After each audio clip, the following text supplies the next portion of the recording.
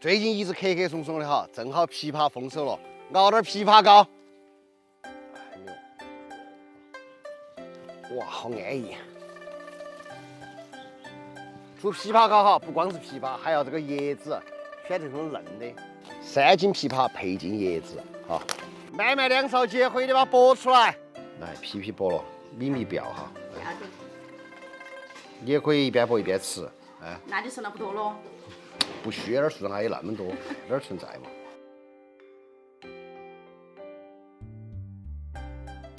枇杷叶子哈，要洗干净，水些满，一片一片的刷，主要是那根这个位置，还有一些灰尘啊那些。其实传统的这些东西哈都麻烦啊，但是呢，它是真的好吃，也有用。你看这水好脏哈，哎呀，还要再洗。其实啥子叫传统？传统有时候哈就是麻烦的代名词，但是有些东西呢，你不按这个传统的做呢，又要不得。你看，比如这个椰子一样的，你洗不洗哇？啊，一片一片的洗。点火，准备蒸。来，盆盘过进去，枇杷叶子给它铺到面上，再来一盆。来，第3格来了，3楼上请。对了。上气以后哈，蒸它1个小时。对了，来点硬货。刚才米碎搓了，蒸了2个小时，没得关系。好，这样肯定稀溜趴了嘛。这个椰子不要了，味道已经进去了。来，蒸好的枇杷倒到屉锅头。第2盆，第3盆，哇，幸亏那个锅儿买得大哦。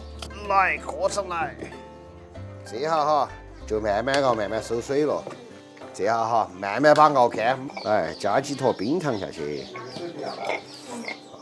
慢慢融化。为了加快速度，我决定分成2锅。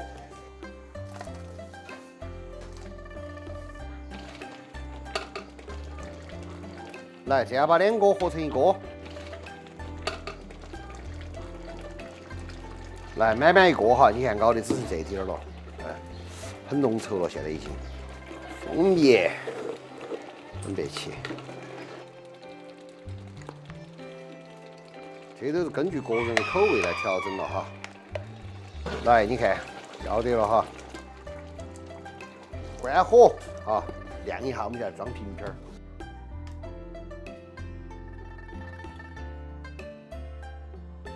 这个枇杷膏哈，你们最后准备点玻璃瓶瓶儿哈，一瓶瓶呢舀满。然后过了冰箱冷藏室里头，好，有需要的时候就拿出来你直接吃，稳当的很。